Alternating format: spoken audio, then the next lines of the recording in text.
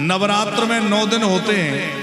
तिथियां घटने बढ़ने से कभी 8 दिन की नवरात्र भी हो जाती है और इस बार 10 दिन की हो गई है। तो ये तिथियों का मान आगे पीछे होने से हो जाता है। वैसे नवरात्रि कितने दिन की है?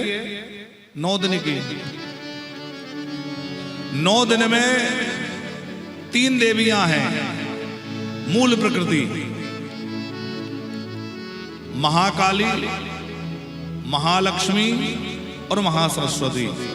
3 शक्तियां हैं। उसमें 3-3 दिन एक एक के लिए बटे हुए हैं। आरंभ के प्रतिपदा, द्वितीया और तृतीया, ये 3 दिन जो हैं ये महाकाली की उपासना के विशेष दिन हैं। फिर चतुर्थी, पंचमी और षष्ठी ये महालक्ष्मी के दिन हैं। और फिर सप्तमी, अष्टमी और नवमी 3 दिन जो है ये महासरस्वती। तो 3-3 दिन जो है एक एक शक्ति के लिए बांटे गए। महाकाली क्रिया शक्ति, महालक्ष्मी द्रव्य शक्ति और महासरस्वती ज्ञान शक्ति। इस प्रकार ये तीनों शक्तियां का कार्य है। देखो, हमारे पास क्रिया शक्ति भी होना चाहिए। यदि हाथ पैर ना चलें, शक्ति चली जाए, तो आप विचार करो बिना शक्ति के हम कुछ कर पाएंगे? पेट में शक्ति ना हो तो खाया हुआ अन्न पचेगा नहीं। हाथ पैरों में शक्ति ना हो तो उठ के चल नहीं सकेंगे, ना जप कर सकेंगे, ना अनुष्ठान कर सकेंगे, ना कथा सुन सकेंगे। आप विचार करो, बीमार हो तो कथा में आने को मन लगेगा? ज्यादा बीमार हो, बैठा ना जा रहा हो तो ना कथा में मन लग पाएगा, ना कीर्तन में मन लग पाएगा। तो हमें कोई भी पूजा करनी हो, अनुष्ठान करना हो, भक्ति करना हो, उसके लिए क्या चाहिए? शक्ति। तो क्रिया शक्ति भगवती महालक्ष्मी प्रदान करती है।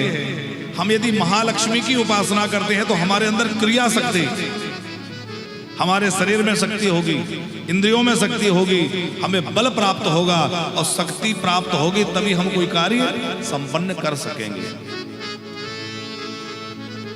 दूसरी है ज्ञान शक्ति। क्या करना है, क्या नहीं करना है, ये विवेक होना आवश्यक है। यदि ये विवेक नष्ट हो जाए कि क्या करना है, तो जो नहीं करने योग्य है वो करने लग जाए और जो करने योग्य है वो ना करें। व्यक्ति थोड़ा सा मानसिक विक्षिप्त हो जाए, मनोरोगी हो जाए, तो क्या होता है? जो करना चाहिए वो नहीं कर पाता। उसमें ये विवेक ही नहीं रहता कि मुझे क्या करना चाहिए, क्या सही है, क्या मेरे हित में है। तो इसके लिए हमें समझ प्राप्त हो जाए कि क्या सही है, क्या गलत है। इसके लिए ज्ञान शक्ति, महासरस्वती। और तीसरी है द्रव्य शक्ति। बिना धन के कुछ होता नहीं, जीवन में द्रव्य की आवश्यकता पड़ती है। तो द्रव्य शक्ति महालक्ष्मी, महाकाली, महालक्ष्मी, महासरस्वती। जो नवारण मंत्र आप जपते हैं, उस नवारण मंत्र में क्या है? 3 शक्तियों के बीज मंत्र हैं। ऐं, ह्रीं, क्लीं। ऐं जो है ये सारस्वत मंत्र है, महासरस्वती का बीज मंत्र है ऐं। ह्रीं महाकाली का बीज मंत्र है और क्लीं महालक्ष्मी का बीज मंत्र है।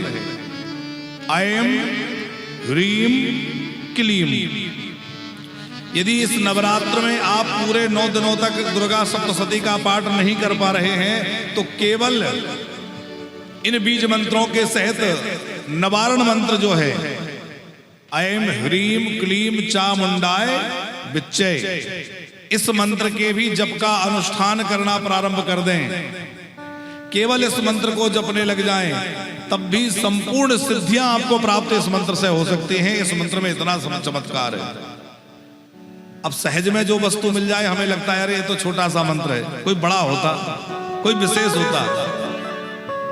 आगे हम आपको इन मंत्रों की विषय में कुछ महिमा आगे सुनाएंगे कि ऐं का उच्चारण करने से एक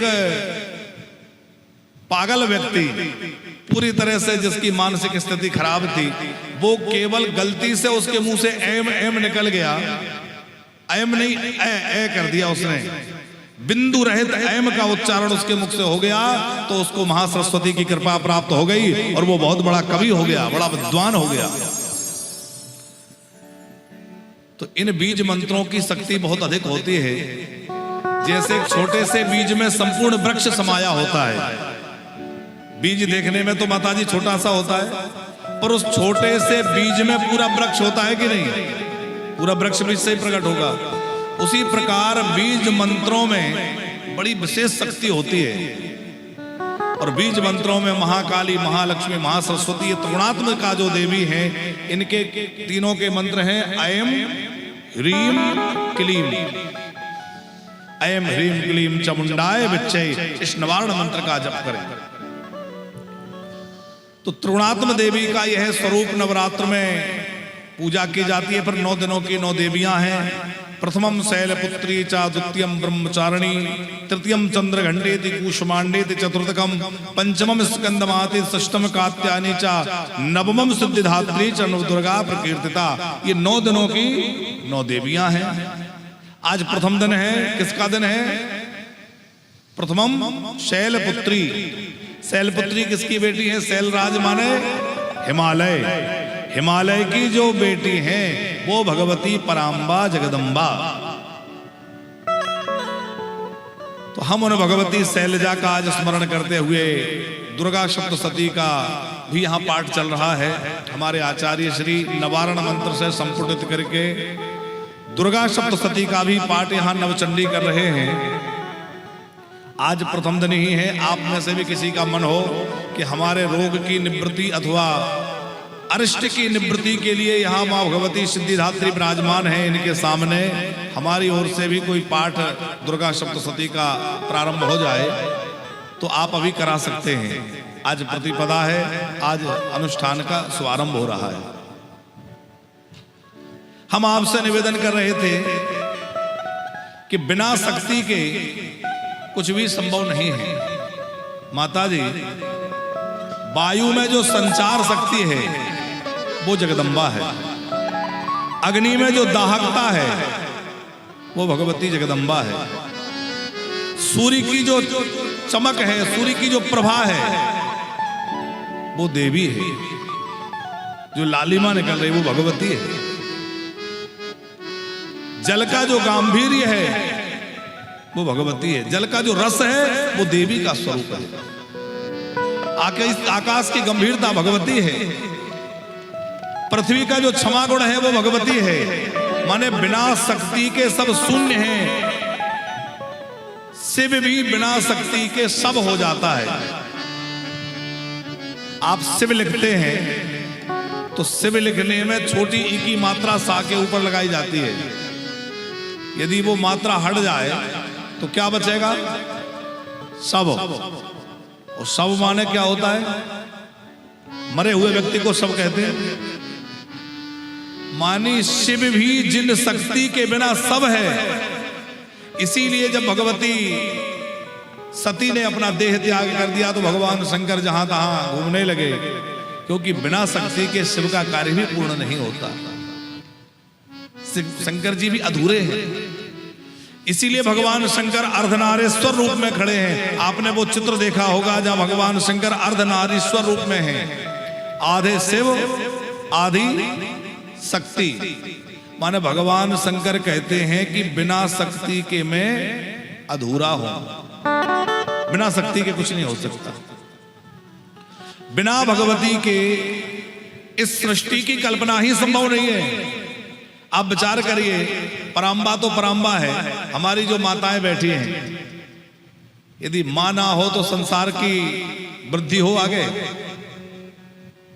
मातृशक्ति ना हो तो संसार कैसे चलेगा?